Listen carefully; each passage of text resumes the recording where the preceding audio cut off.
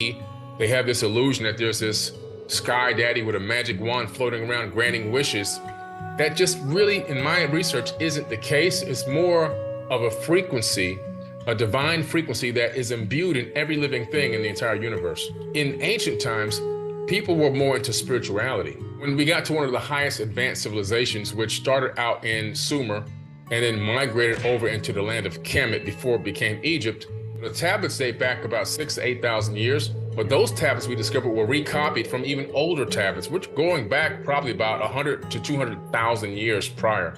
We're talking about a deep, deep, deep antiquity of super ancient culture. Even in the Emerald tablets, when they relocated home base to the land of Kemet, in the Emerald tablets, they're 36,000-year-old texts. They rebuild the land of Kem out of the mud, because there was a great flood. So we're talking about ancient knowledge.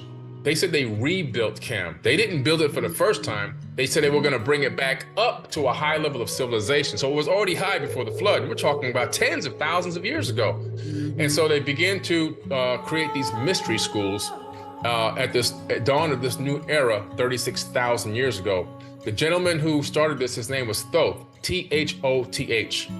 And he's known as a wisdom keeper. He's known all over the entire world, and every continent I've been to, there's a depiction of him there. Even in the outback of Australia, they've got him etched into a petroglyph in the rock. He doesn't really have a bird head, but he's depicted as such because the ibis bird depicts bringing darkness to light, because the beak is so long, it goes deeper down into the mud to bring sustenance up.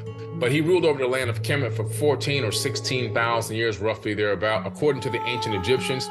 And then he left there and went to Mesoamerica and kickstarted the Teotihuacan civilization.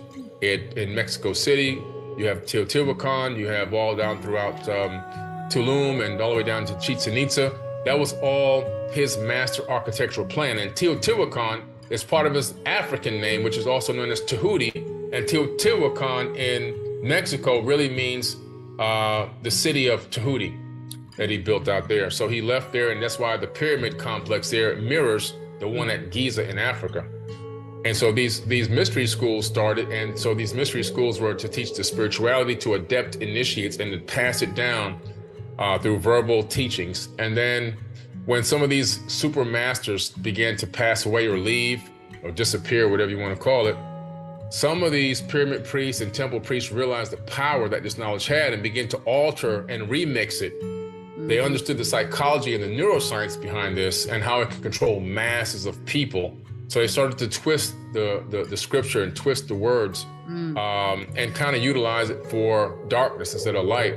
And then we're able to then put people into a box and put real controls on them and dominate them and secure them, bringing them food, bringing them sacrifices, bringing them money. The sacrifices were not for God. The sacrifices were so they can eat. If you go to Egypt, you go to all these temples, you'll find the storehouses where all the sacrifices will be put and salted and stored and hung and dried so that these people can have food to eat, because they weren't going to go hunting for anything. They weren't going to grow any crops.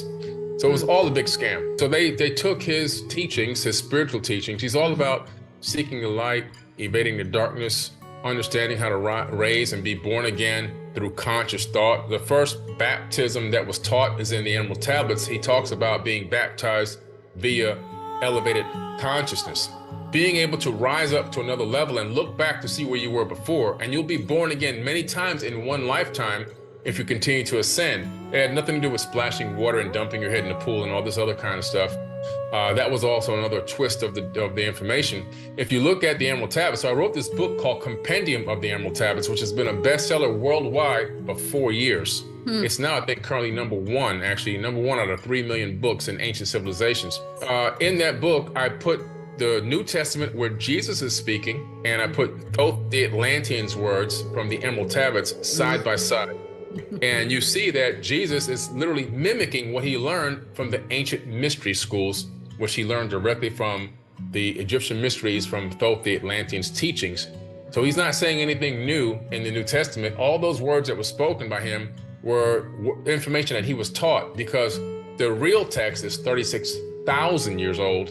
And of course, we know the Bible was written between 100 AD to 900 AD, long after the people were long gone.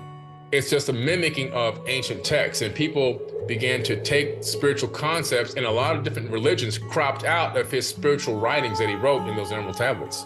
the story kept getting rewritten. The story did happen originally thousands of years before Jesus was even born.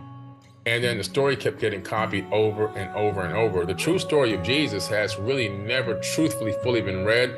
The Sinai Bible is probably closest to the truth, because the Sinai Bible was written before the King James Bible and some of the other canonized books. And there's about 14,000 differences between the two. And one of the biggest discrepancies is Jesus was never crucified. Matter of fact, Harvard has a copy of the book of Jesus' wife in its seminary library.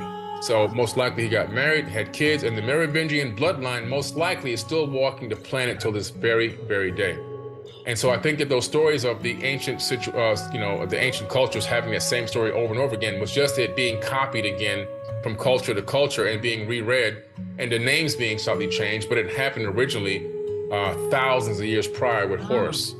I believe that Jesus, his real name is Yeshua. First of all, he was a real person that did exist. I've been to the house where he grew up in Egypt, because if you remember in the Bible, Jesus disappears from the Bible at the age of 12. Disappears. You don't see him again until he's 32. He's gone.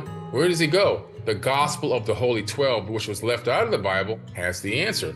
He goes to Egypt. I've been there. If you go to Coptic Cairo, you can go to the house where Jesus and his mother lived in there in that area, and they turned it into like a crypt now. So you can go there, you can see where the bed he slept in and everything is still there. And he was learning the Egyptian mysteries. From there, he went all the way up into Tibet to learn Reiki healing and Qigong, and that's been confirmed by the Dalai Lama. And then he left from there and went down into India to learn the mystic arts, teaching reincarnation all the way back to Egypt. And then the Bible picks up, I call my son out of Egypt, and then you see him appear on the back of a donkey in Jerusalem at the age of 32. And that's where the Bible text picks him back up as coming back in. But he was a very spiritual being. He was a virgin birth. And what's interesting is in the Apocrypha text, the text that was kept out of the Bible, you discover his grandmother, Mary's mother, was also a virgin birth. And if you look at the Sumerian tablets, you discover that these virgin births were not unusual. They were experimenting in these types of in vitro fertilization techniques, where they would take an egg and put it in the womb and take it to term, not their egg, another woman's egg. And they have this whole section in Egypt called the Hathor's temple at Dendera, where they had these birthing centers where they were doing this. So he was a virgin birth, and so was his grandmother was also a virgin birth. They were planted on this timeline for a specific reason by the people who control from behind the scenes, which were they called themselves the ordainers of destiny in the Sumerian tablets. They believed that they had the right to control destinies on this planet. And they would use this crystal tablet to see potential outcomes and futures that they wanted, and they would then pick the one they wanted to coalesce into one real outcome, and they would go ahead putting action behind that to make that reality come true for them. Masters at manifesting. Prior to the flood, the Anunnaki, who are also the Atlanteans, that's the same people. The Atlantean is a civilization. Anunnaki means those who came from heaven to earth. So it's like if we travel to Mars, I wouldn't say I'm Billy Carson from Boca Raton, Florida. I would say I'm an earthling, right? So Anunnaki is that generalized term. Atlantean is the type of civilization they created. So basically what you find is that before the flood, they didn't even interact with the hominids that were on this planet. They didn't interact with us. Our cousins were here, not Homo sapiens sapiens, but a different version of us was already here. Then they started tinkering because they wanted to create a slave race of people. And then after the flood, they decided to utilize this new tinkered genetically modified version of a Homo sapiens sapien. And they would create leaders of these areas. Like, for example, a pharaoh would be, and the initial pharaohs would be a direct bloodline of one of these Anunnaki people. In other words, it would be half human and half Anunnaki, where the term demigod comes from in Greek and Rome and all of that. And so they would make that liaison, that bloodline liaison between them and the people. As time continued to go by and cultures and the way that the economics and the civilizations and the kingship and everything changed, they began to then, for whatever reason, handpick specific people to do specific things, and they would then create these genetically modified or bloodline people. Yeshua was one of them, who I believe he was half human and half Anunnaki. That's just my personal opinion. I have not read that anywhere, but that's based on what I've researched. Yep. And what I know from studying ancient cultures, I believe that he was not one, and he himself said he's not of this world. I believe that he was a chosen one for whatever the full mission was. And I think the real mission was to bring a certain level of Christ consciousness, which existed before Jesus Christ, that terminology ever came to be. Christ consciousness is ancient, it's super ancient. And it's a certain level of consciousness that a person can get to this level where they're all knowing, all loving. They're the epitome of service to others and unconditional love for one another. A real true ascended being. And Jesus never said he was going to return. He said that Christ would return. And he's talking about the consciousness coming back to this planet and raising everyone up to a high level and bringing back a new golden age. It's a level of consciousness where you have this crystallized consciousness where everything that you think of is about, how can I become a problem solver? I'm not a victim. How can I help someone? How can I love this person better? How can I solve problems before they happen? Because a genius will solve problems before they happen. So these people were high-level thinkers. They'll think into the future and think of what all the outcomes can be and then create solutions before they even need them. That kind of level of thinking, how to heal people, no suppression of medical technology and information and stuff like that, creating a true super Christ civilization.